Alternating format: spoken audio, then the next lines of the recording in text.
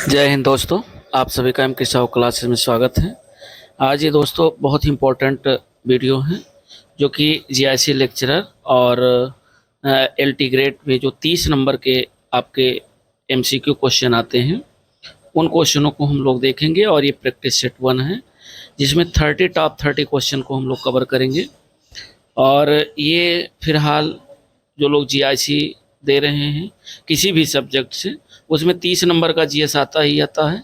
और वो जीएस आपका हिस्ट्री हो सकता है, हिस्ट्री के क्वेश्चन हो सकते हैं, ज्योग्राफी, करंट अफेयर्स, तो ये लगभग में सब में से क्वेश्चन मिक्सअप क्वेश्चन है और एलटी ग्रेड के लिए भी उतना ही महत्वपूर्ण है जितना कि जीआईसी लेक्चरर के लिए, जिसमें आपको हिस्ट्री के क्वेश्चन मिलेंगे और हिस्ट्री के साथ साथ ज्योग्राफी के क्वेश्चन देखने को मिलेंगे और पॉलिटी के क्वेश्चन हैं।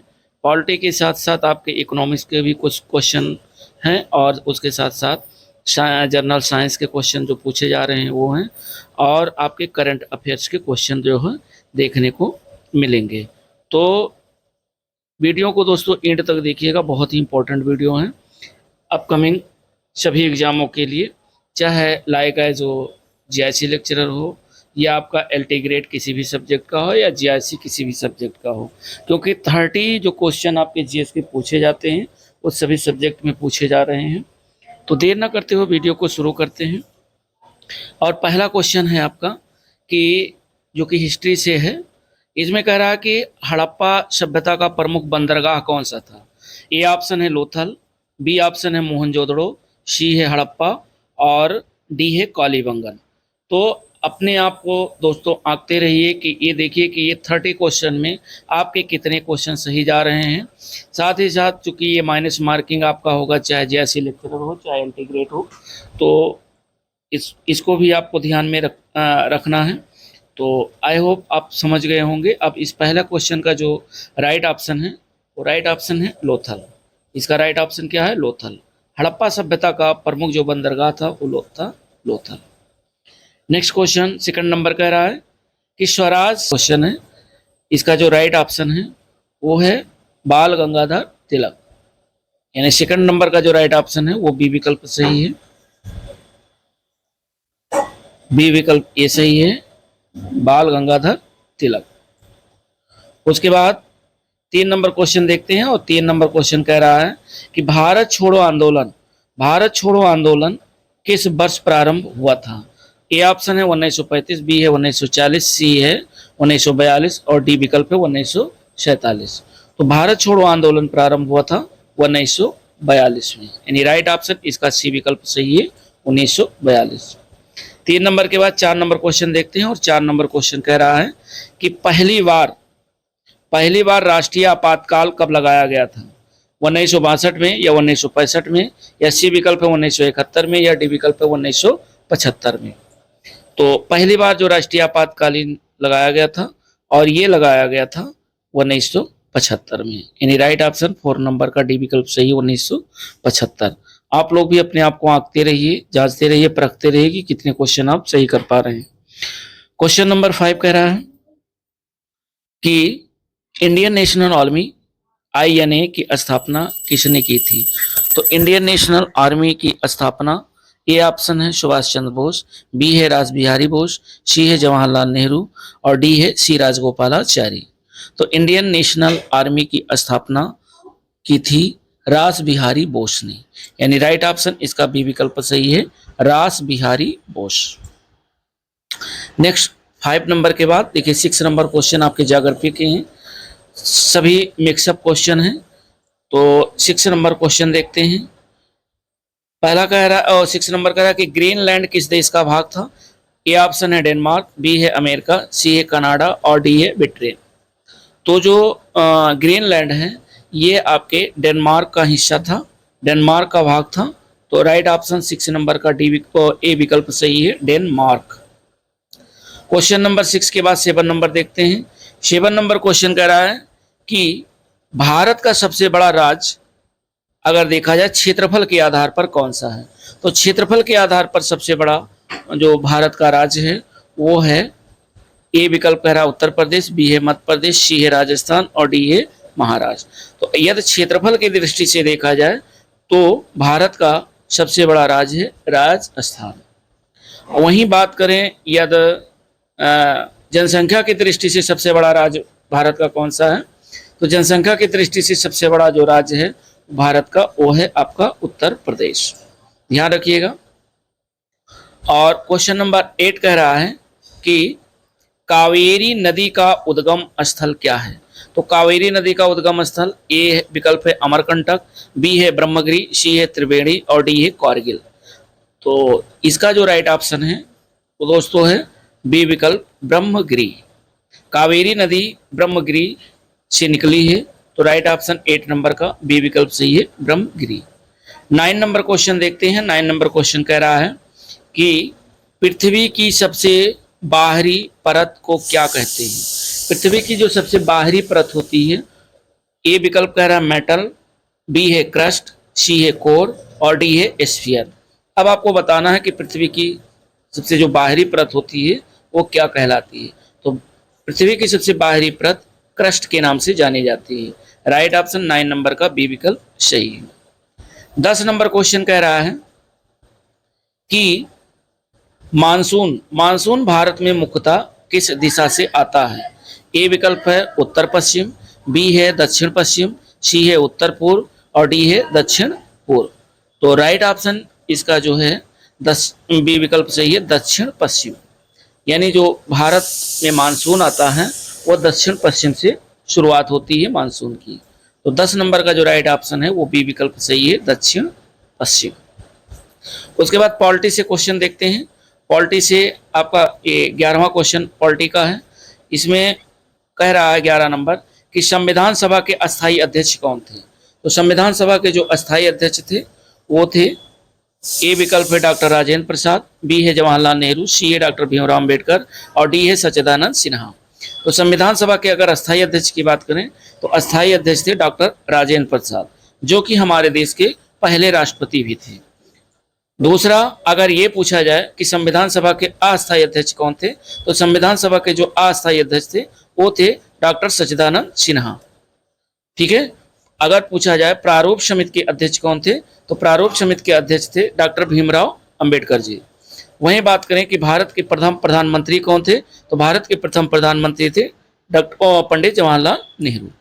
तो ये ध्यान रखिएगा, यहाँ से अगर चाहें तो आप क्वेश्चन किसी भी तरीके से पूछा जा सकता है। नेक्स्ट क्वेश्चन कह रहा है 12 नंबर कि भारत का सर्वोच्च न्यायालय कहाँ स्थित है। ए ऑप्शन है मुंबई, बी है दिल्ली, सी है चेन्नई और डी है कोलकाता।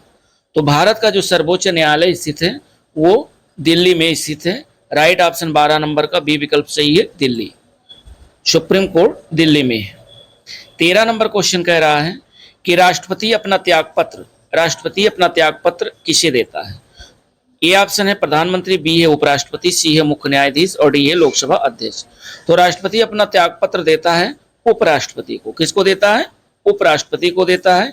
यदि उपराष्ट्रपति का पद जो है उस समय गैप है या उपराष्ट्रपति उस समय नहीं है, तो राष्ट्रपति अपना त्यागपत्र मुख्य न्यायाधीश यानी सुप्रीम कोर्ट के मुख्य न्यायाधीश को देगा। तो ये भी ध्यान रखिएगा। फिलहाल राष्ट्रपति अपना त्यागपत्र जो है उपराष्ट्रपति को देता है। वहीं बात करें उपराष्ट्रपति अपना त्यागपत्र किसे देता है, तो उपराष्ट्रपति अपना जो त्यागपत्र है वो राष्ट्रपति को देगा। नेक्स्ट क्वेश्चन 14 नंबर कह रहा है। 14 नंबर कह रहा है कि भारत में राज्यसभा की अधिकतम सदस्य संख्या कितनी है, यानी राज्यसभा की अधिकतम संख्या कितनी हो सकती है। तो ए ऑप्शन है 250, बी है 245, सी है 238 और डी विकल्प है 252।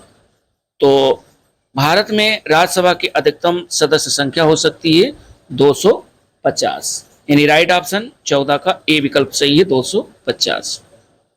14 नंबर के बाद 15 नंबर क्वेश्चन देखते हैं।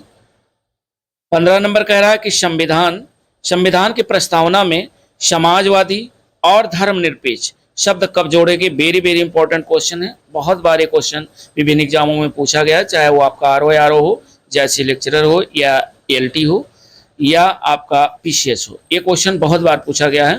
तो संविधान की प्रस्तावना में समाजवादी और धर्मनिरपेक्ष शब्द जोड़ा गया। ए विकल्प है 1950, बी है 1962, सी है 1976 और डी है 1980। तो ये जोड़ा गया 1976 में।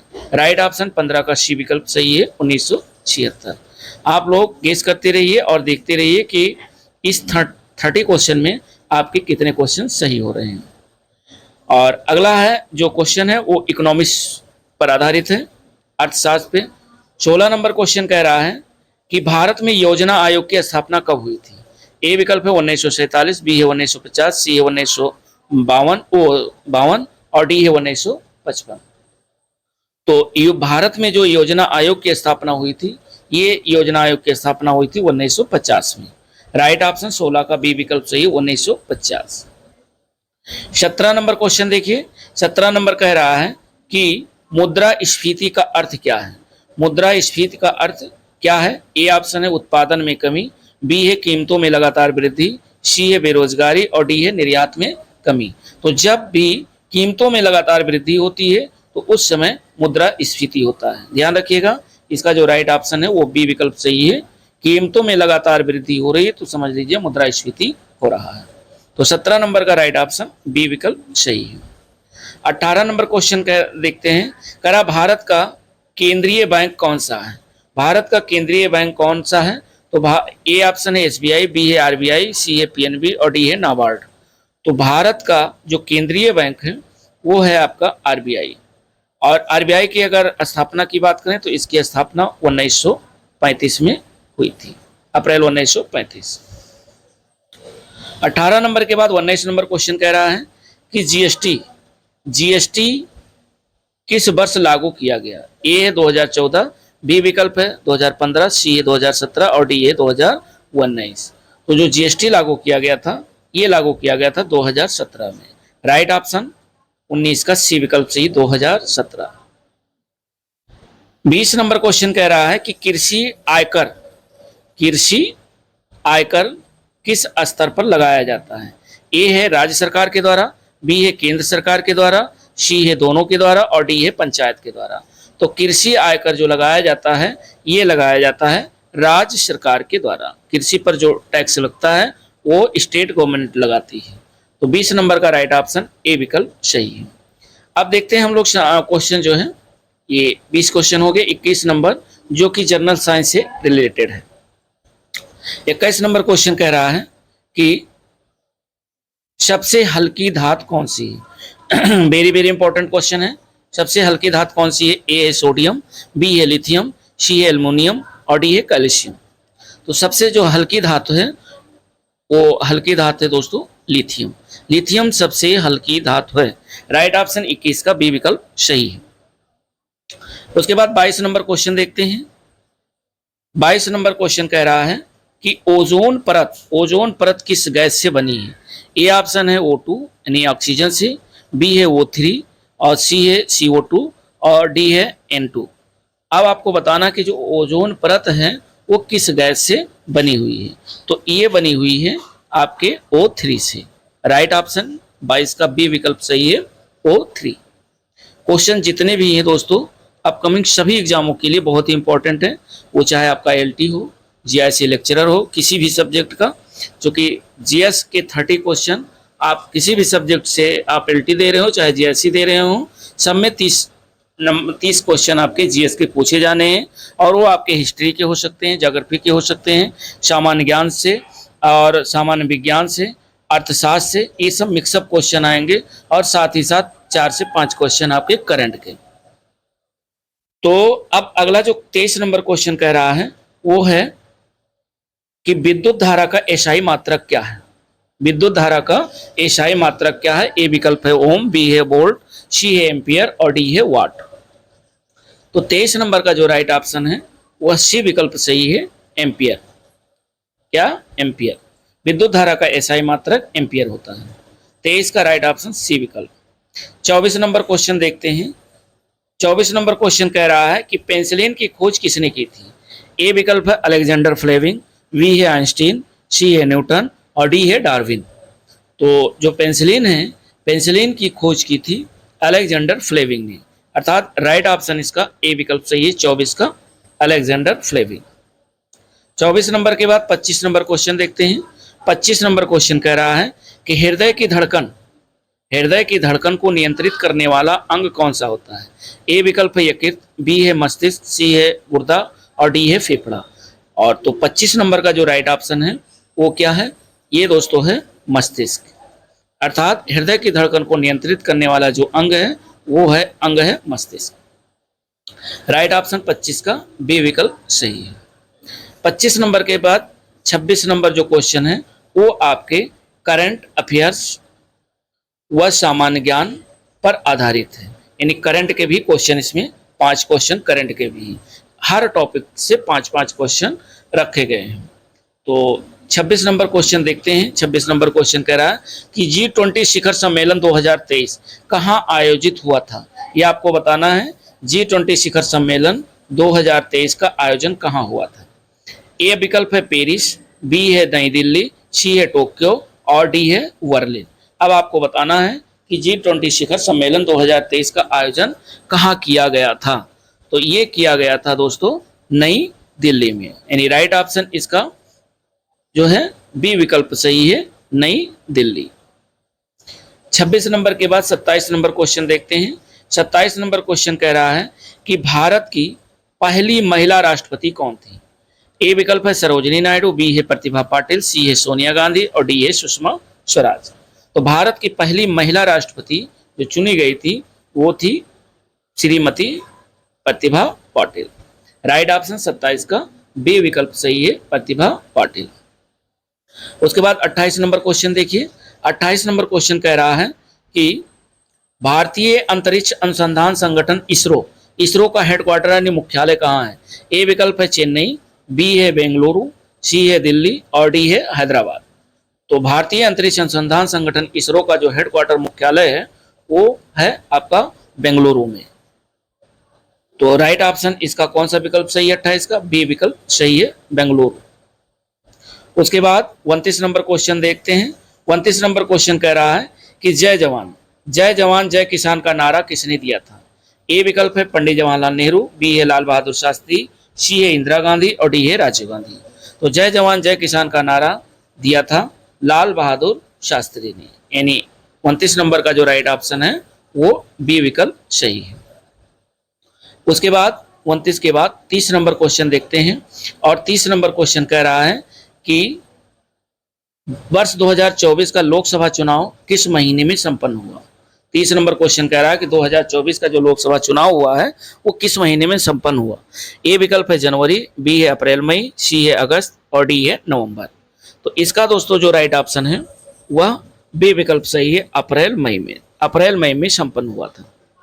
तो ये दोस्तों 30 क्वेश्चन थे। ये 30 क्वेश्चन आपको कैसे लगे, अगर अच्छे लगे तो वीडियो को लाइक कीजिएगा और अपने मित्रों के साथ शेयर जरूर करिएगा।